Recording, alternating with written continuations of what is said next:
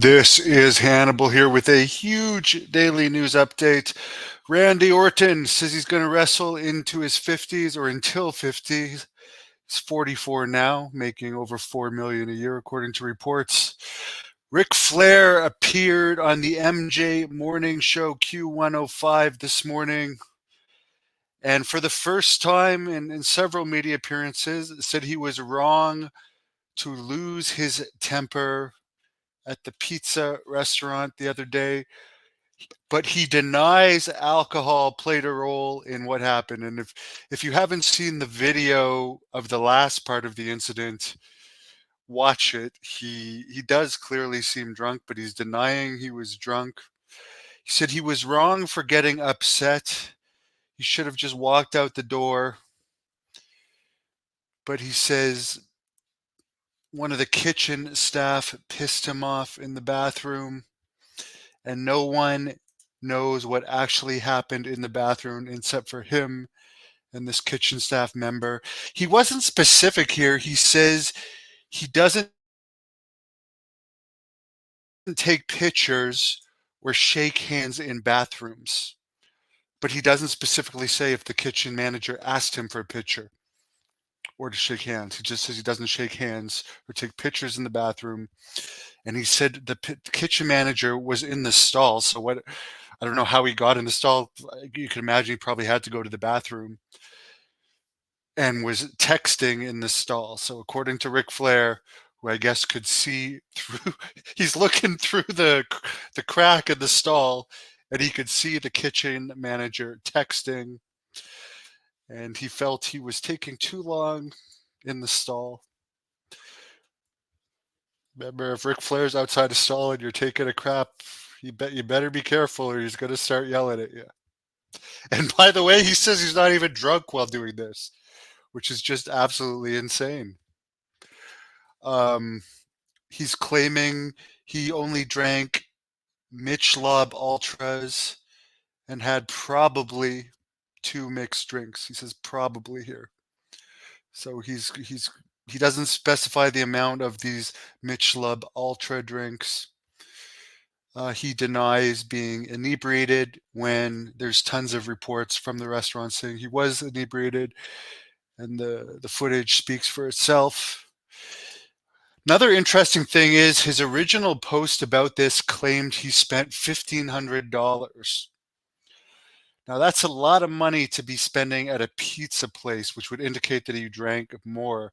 However, he's changed his story now to say he spent $200 at the actual restaurant and tipped somebody $1,000, which is just wasteful.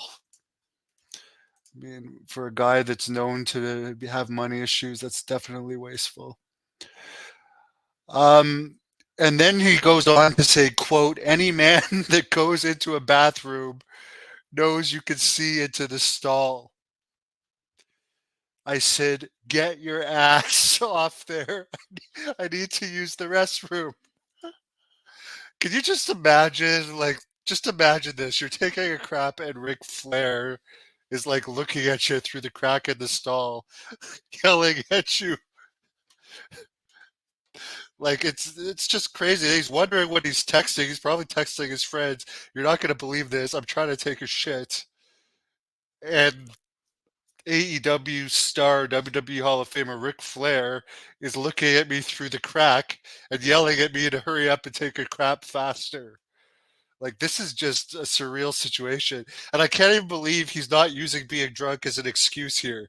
Because if you're doing that sober, if you're Ric Flair, like, if you're so famous and tipping $1,000, why don't you use your head and tip somebody $1,000 and say, "Hey, could you stand in front of the women's bathroom? Here's $1,000. Block it off. Let me go in there and just take a dump," if that's what he had to do. Who knows what the hell he wanted to do in the bathroom so bad that caused this outburst. Uh, Anyways, he says that his tab was around $200. He's bragging here about tipping the server. He told the restaurant manager to kiss his ass, and he called the bartender dipshit a bunch of times. He was very rude, and he challenged the bartender to fight. And as we saw in the video, a customer said, "Oh, well, I'll fight you. I don't work here." He completely ignored the customer. Um, the manager of the bar says the video was leaked by someone in the restaurant, and it speaks for itself. Like, he clearly looks drunk in the video. WWE first quarter. Oh, by the way, and I already said this. I mean, I doubt AEW is going to use him again. Highly doubt it. He did say he's under contract in a recent podcast. But today, they don't like heel heat in wrestling. To me, like, they should have him on AEW tonight. I know I already said this, but like the AEW show, I looked at the preview. It looks friggin' boring. Like, could you imagine with all who's the let's think of this. Let's think of this logically. Everyone watching this, the most talked about person in AEW this week is Ric Flair, and they're not even going to use him on the show. That would be the best way to pop a good rating tonight. They got like a 0.23. It was 0.24 last week, 0.23 the week before, which is almost at NXT level ratings. And like, there, imagine having Ric Flair. Ric Flair is going to address what happened in the ring and then do some sort of angle in the ring. That would be entertaining and that would make people tune in. But no, you don't want anyone with real heat on TV these days. Don't put anyone that people actually don't like for real. That's a bad thing. That would be too controversial for wrestling. Wrestling can't be controversial anymore. It's got to be PC, which is why people like me freaking hate it. TKO revenue, WWE first quarter earnings. Sorry, WWE had their first quarter earnings call with TKO today. They made 316.7 million in one quarter. The total TKO revenue, including UFC, was 629.7 million. Was announced Raw will stay on the USA Network from September to December 2024 before they jump to Netflix, and USA Network is paying them 25 million for this. Previously, they didn't know what was going to happen because the deal ran out at the end of September. And of course, when it jumps to Netflix, it's not going to be on TV in Canada or the US anymore. What else did it say? Media rights and content for WWE revenue was 221.1 million. So that's basically for the video stuff. Live events for ticket sales, 50.2 million. Sponsorship, 13.8 million. Merchandise, 31.6 million. So say what you want. It might not be a lot of our cups of tea, but it did well, and I'm sure The Rock returning had something to do with that.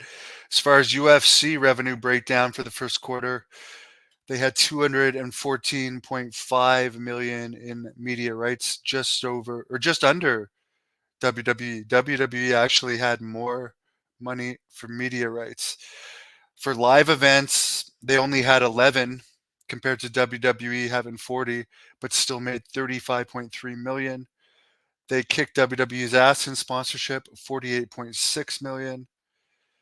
And WWE actually beat them in consumer products, which shows you that UFC doesn't have as many stars these days. They had less than half in merchandise sales of WWE, only 14.6 million. That goes to show you they're not selling as much merchandise.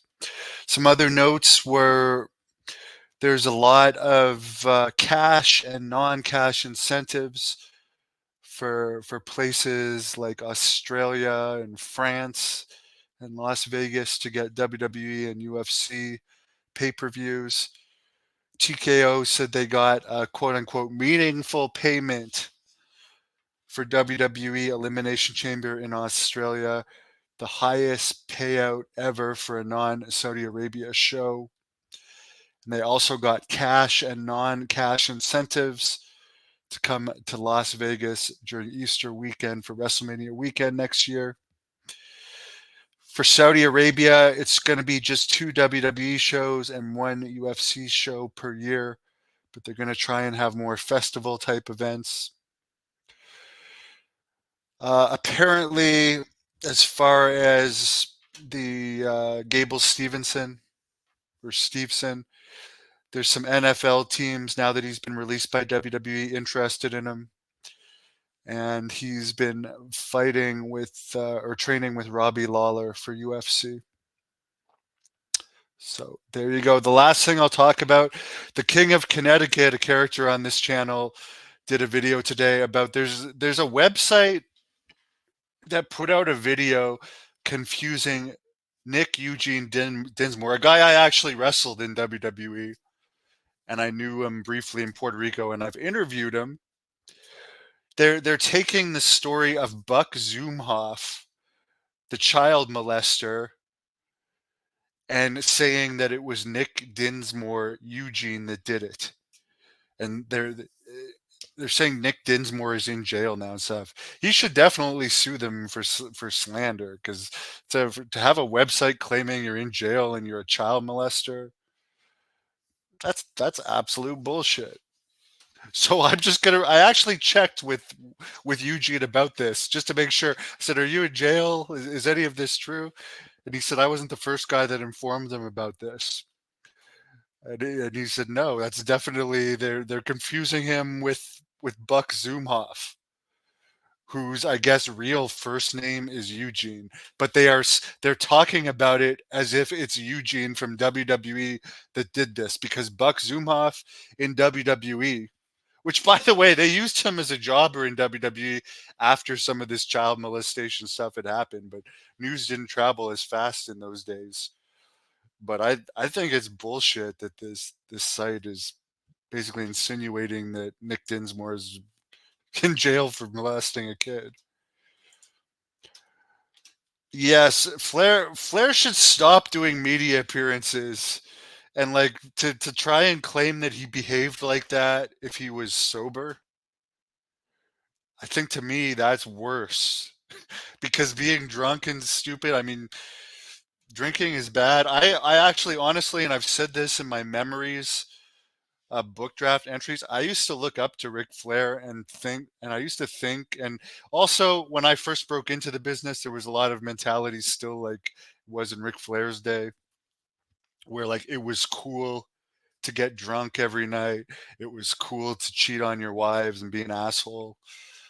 But now that I've realized and actually suffered a bunch from making some of the mistakes that Ric Flair did, like I realized he was a horrible role model to have. And yes, he's embarrassing himself. I mean, he needs to have people with him when he goes out in public to make sure he doesn't do that kind of stupid stuff.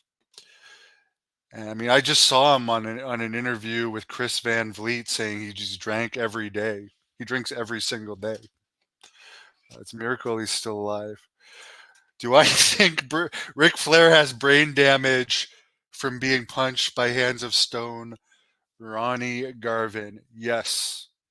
Yes, I do. 100%. Come on, man. Yeah, it's the Nature Boy being the Nature Boy. Uh, all the care. I'm just saying he did perform like a heel in this, and I'm not saying it's right or anything, but he's known as such a legend. There's stories like this of him happening for decades, and there even 7 years ago, another story like this happened that was caught on camera. But like guys like Ric Flair wouldn't have made it in today's wrestling because they get banned for doing stuff like this. So it just goes to show you. I'm not saying it's bad from like an entertainment standpoint that we don't get real heels. We get like corporate wrestlers pretending to be heels.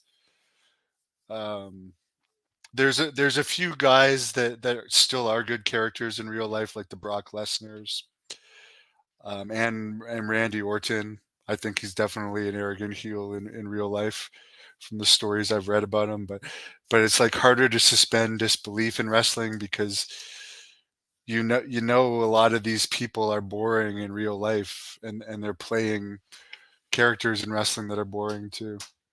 Anyways, anyways, I just find it funny that he's denying he's drunk, and also I think it's dumb that AEW is not capitalizing on this publicity that Flair's getting, and they're probably, as I said before, I don't think they're going to use him again. I'd be shocked if they do. But like, what would be interesting, what would give AEW a buzz, because they're certainly not having anything buzzworthy lately, would be to like capitalize off of this type of angle. Yeah, he was cool from 30 to 40. I would say he was even cool from like 30 to 55, but at 75, no. And yeah, the fact that he supposedly knocked alcohol over a 4-year-old kid, or knocked drinks, it wasn't specified what kind of drinks. I, again, this is like in the afternoon. It's not even at a bar at night. It's not even like late at night. This is at like a family. This is at a family pizza restaurant. I guess I forgot about that until you brought up that there's kids. I keep thinking this is like at a bar or something. He's at like a family restaurant behaving like this at a place where there's kids. So that where he's calling the guy dipshit and telling the managers loudly to kiss his ass and challenging people to fights. There's kids all around. And he wants to try and tell people he's sober while doing this, while looking into the bathroom stalls. Everybody knows when you take a shit, people can see in the bathroom stalls. Not really. I mean, to actually see if someone's texting in there, you gotta. I don't know what kind of stalls have like that thick openings. Usually, it's like a half inch. But I was there. The whole thing's funny. He definitely has psychological issues. Yeah, Tom brings up this happened at a pizzeria at 1 p.m. So yeah, good for Ric Flair. And again, why does he keep saying, "Oh, I tipped $1,000. I tipped $1,000." That just makes him look like an asshole. Because that doesn't even make him sound like he's giving it for good service. That's like, I was an asshole, but I tipped some people $1,000, so it'd be okay. And by the way, I can buy your restaurant if I wanted to. Well, how well is Woo Energy Drinks doing, really, honestly? I've never seen any Woo Energy. Maybe it's because I'm from Canada, but I've never seen one person drink a Woo Energy drink. That's just me. He tells the bartender he put the pizzeria over. I don't know about that. He definitely it's kind it was kind of like amazing how rude he was to the bartender. I commend the bartender for taking it as well as he did, and I commend the guy that like tried to take him outside, the customer, f- for actually not doing it, because with how rude, honestly, if I was at a bar, and anyone that knows me knows this is true. If there was, I mean, I wouldn't want to beat up a 75-year-old man, but I'd probably at least throw them out. I would probably at least walk them outside and call the cops. Like, I wouldn't, if I saw a guy being that rude to people, I would definitely do something about it. Maybe not beat up a 75-year-old man, but I'm shocked nobody did. He's lucky with his heart conditions, reportedly from drinking and stuff. He's lucky no one beat him up. No, no one was trying to film him in the bathroom. He claims that the only thing he said, and this is very up in the air, is he doesn't like shaking hands or taking pictures in the bathroom. And supposedly the kitchen manager was in there with him, and the kitchen manager was in the bathroom stall where he was harassing the kitchen manager. Then somebody called Ric Flair a peeping Tom and a creep, and he claims being called a peeping Tom and a creep for looking in the bathroom stall. Set him up, from what I understand. Anyway, it's very funny. Someone says Richard Burton, the actor, got into a fight after he was drunk and it led to his death. Dynamite Kid got his ass kicked really bad in Cochrane, Alberta at a bar that sponsored a Great North Wrestling show once, the Texas Gate. He got drunk and got into a really bad bar fight. This is after the Bulldogs incident, and everyone says he was never the same after that. He went back to England. You know what, the Grease? I definitely had that thought in my mind. I definitely had that thought in my mind. And we have heard people say that he's partaken in it from time to time, although he was never like known for it. But why would you want to be in the bathroom stall so badly? Someone says that probably is the case. I mean, and that also explains how erratic he behaved, to be perfectly honest with you. To be honest, that explanation, you guys could tell me what you think, but I do think that the Grease's explanation could be a very plausible one. We're all detectives here, but to be honest, this is more interesting than any news from the actual wrestling on TV this week. So why not talk about it as wrestling fans? Thank you for watching the Hannibal TV. Please help me out and like this video, then click the subscribe and get notifications buttons so you don't miss any of my latest